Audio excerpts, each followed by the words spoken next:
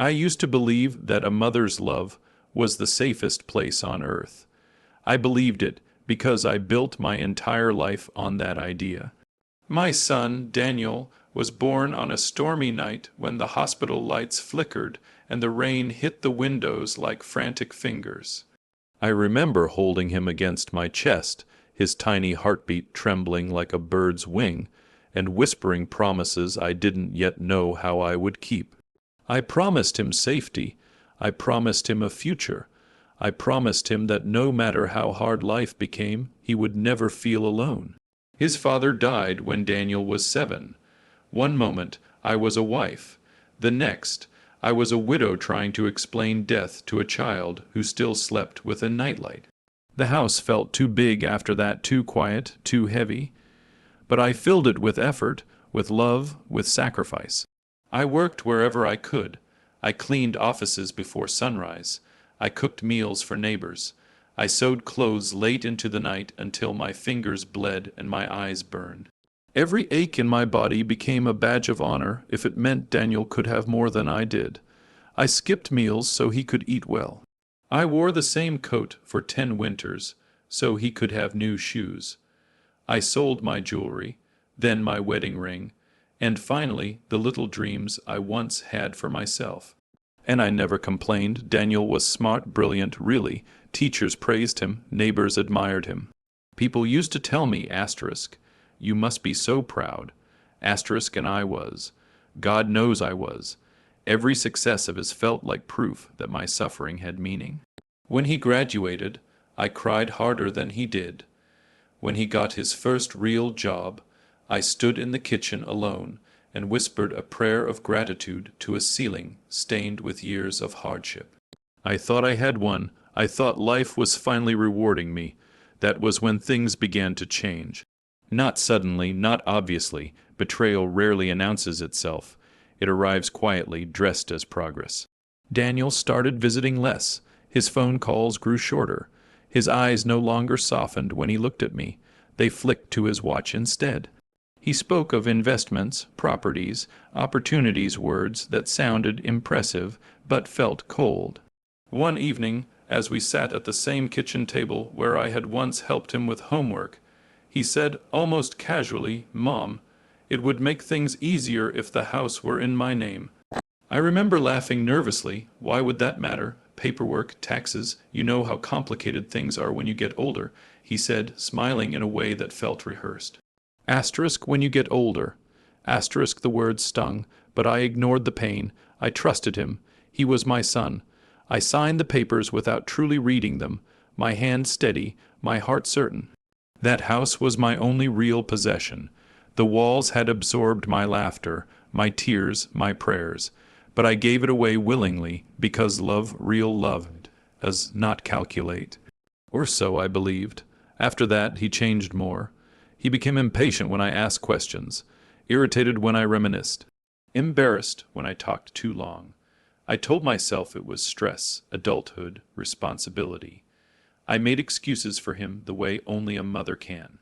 Then one day he surprised me. "Let's take a trip," he said, "just you and me, abroad. You've never traveled. You deserve it." I felt my heart lift in a way it hadn't in years. I packed carefully.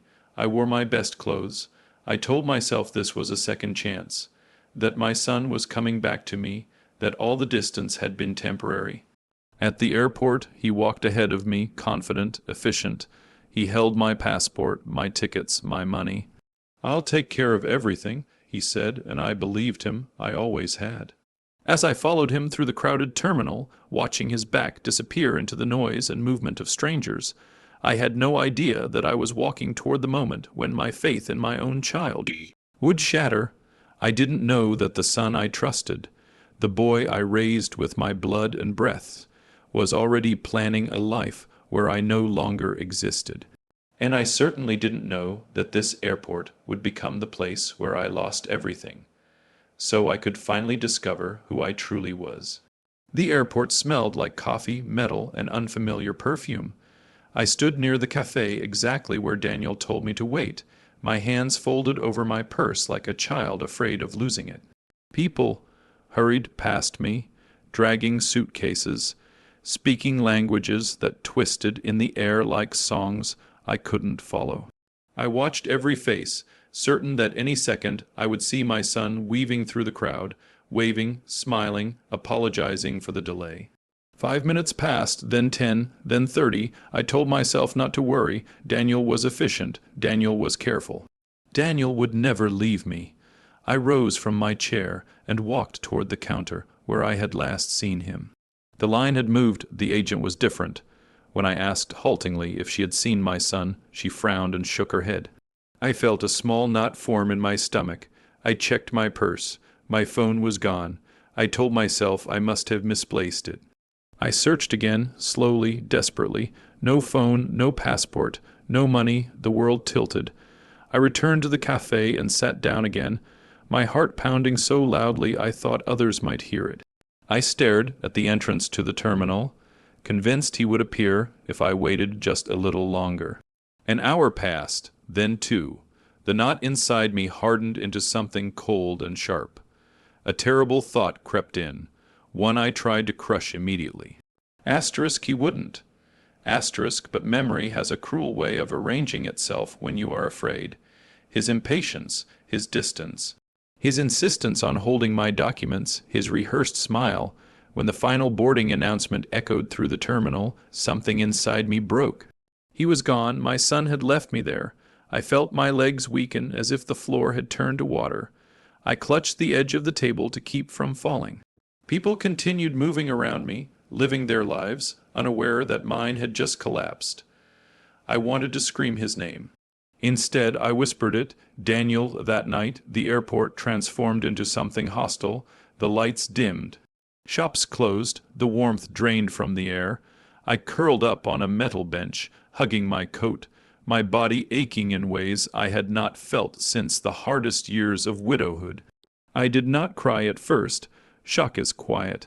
It was only later, when the reality settled in, when I realized I had no way to call anyone, no proof of who I was, no money to buy food or shelter, that the tears came. They fell silently, soaking into the fabric of my sleeve. I replayed every moment of his childhood in my mind. His first steps, his fevered nights when I stayed awake holding his hand, his laughter filling the house I had given him. Asterisk why? Asterisk I asked the darkness. The answer arrived slowly, like poison spreading through water. The house.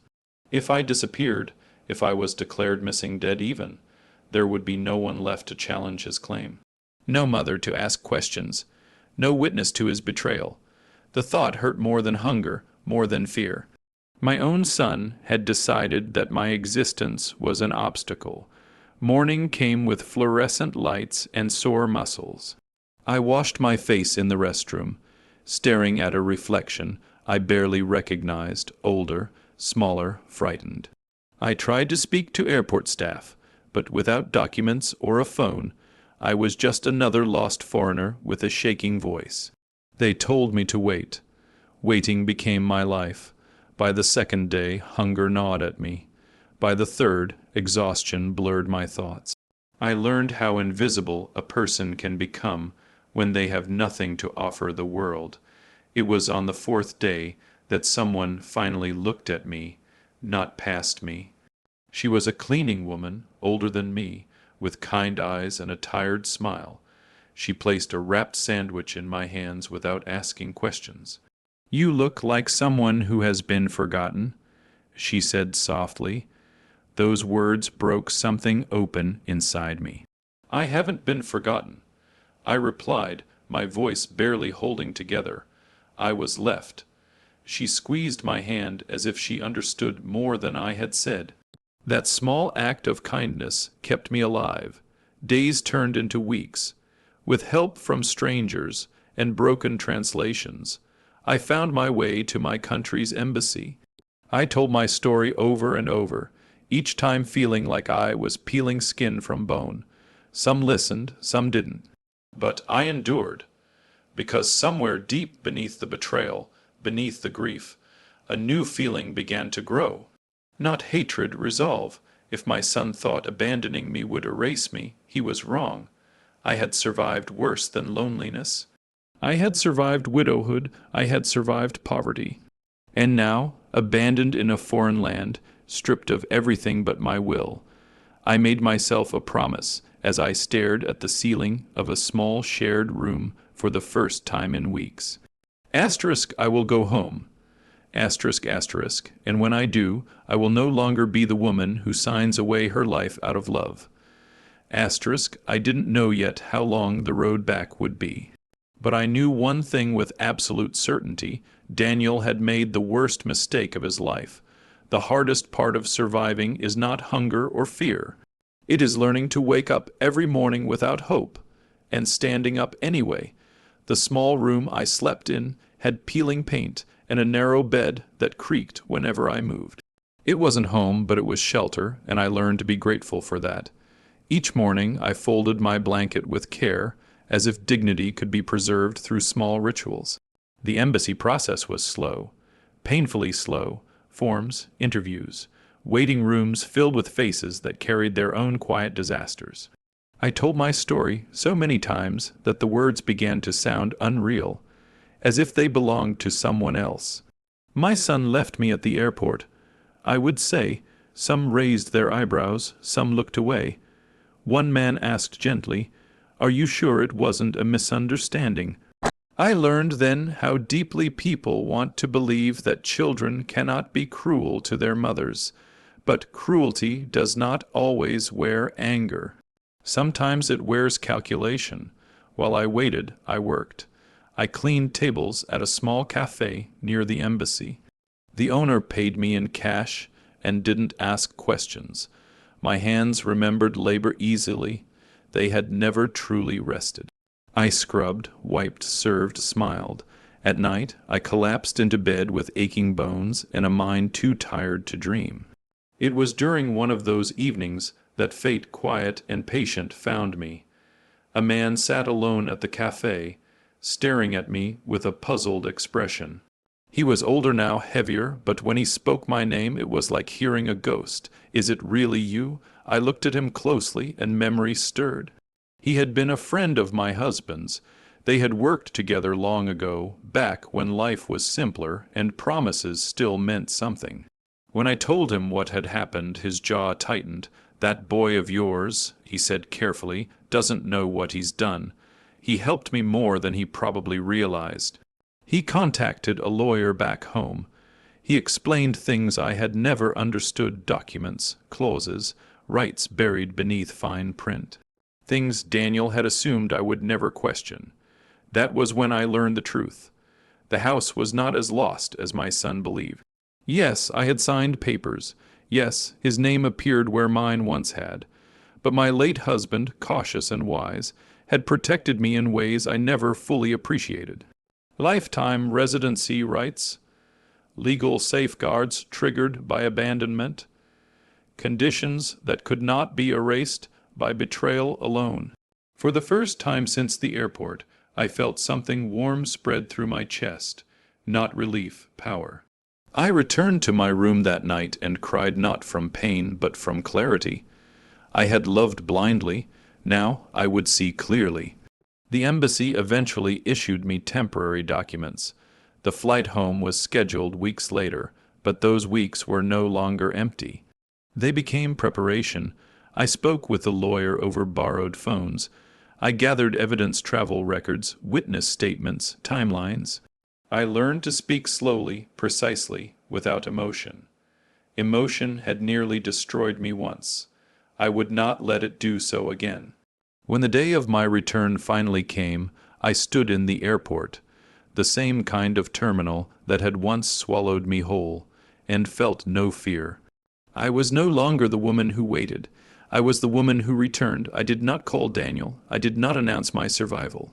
I let him believe whatever story he had already begun to tell himself, that I was lost, missing, gone. The plane touched down, and when my feet hit the ground of my homeland, I whispered, "I'm home." But not everything was the same.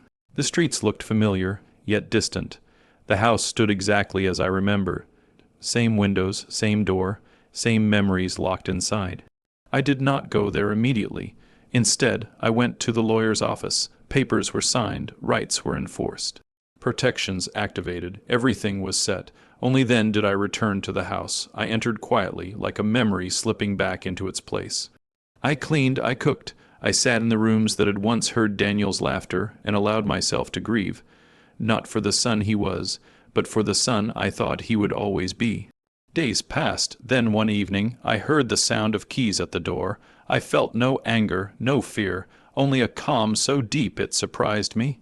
I sat at the kitchen table, hands folded, waiting, because the road back had changed me. And the boy who thought abandoning me would make him free was about to learn that some doors once closed never open the same way again. The key turned slowly in the lock. That sound, metal scraping metal, used to mean safety, home, dinner waiting on the stove, and a mother ready to listen. Now it was simply the final note of a long, painful song. The door opened. Daniel stepped inside, his suitcase rolling behind him, his phone pressed to his ear. He was smiling, relaxed, victorious. He hadn't noticed me yet. "I'll call you back," he said into the phone. "I just got home," home. He took another step forward, then he saw me. I was sitting at the kitchen table, the same table where I once tied his shoelaces and checked his homework. A cup of tea steamed gently in front of me. I had set the room exactly as it used to be, clean, warm, familiar. His suitcase tipped over. His phone slipped from his hand and hit the floor with a dull crack. His face drained of color, as if he were staring at a ghost. "Mom," his voice broke on the word. I smiled, not the smile of forgiveness, but the calm smile of someone who had already survived the worst. "Oh," I said softly, "you're back. I have a surprise for you." He took a step toward me, then stopped, as if the air itself had turned solid. How are you here?" he whispered. I thought that I was gone. I finished gently, that I wouldn't come back. Silence stretched between us, thick and heavy. I reached for the envelope on the table and slid it toward him. He didn't touch it at first. His hands were shaking. "What is this?" he asked. "Open it." He did. His eyes scanned the page's legal language, stamps, signatures. Each line seemed to take something from him, his confidence, his certainty, his future. His breathing quickened. "You can't do this," he said weakly. "The house is mine." I stood up then, slowly, carefully, the way one does when standing on sacred ground. "No," I said, "it never was." I walked around the table and pointed to the walls. These walls were built with my hands, with my sacrifice, with years you don't remember and suffering you never saw. His eyes filled with tears. "I was going to come back for you," he said. "I just needed time." I looked at him, really looked at him, for the first time in months. "You left me without money, without documents, without a phone," I said calmly, "in a country where I didn't speak the language. That wasn't time, Daniel, that was a plan." He dropped into a chair, covering his face. I was scared. He sobbed. I didn't want to lose everything. I nodded slowly. And neither did I. I picked up my coat and walked to the door. I opened it and held it wide. "You forgot something," I said. "This house is my lifetime right, legally, morally, completely." He looked up at me, eyes red and pleading. "Where am I supposed to go?" I paused, my hand still on the door. "The same place you left me," I replied quietly. "To figure it out on your own." He stood, trembling, and walked past me. For a moment, I thought he might say something that would break my resolve. He didn't. The door closed behind him with a soft, final click. I locked it. Then I leaned my forehead against the wood and let myself cry. Not tears of grief, but tears of release. The kind that wash poison out of the soul. I returned to the kitchen and sat at the table once more. The house felt different now. Lighter, honest. It no longer carried the weight of false love. That night I slept in my own bed. In the morning, sunlight filled the rooms like forgiveness I did not owe, but gave myself anyway. I had lost a son, but I had found myself, and that was the sweetest revenge of all.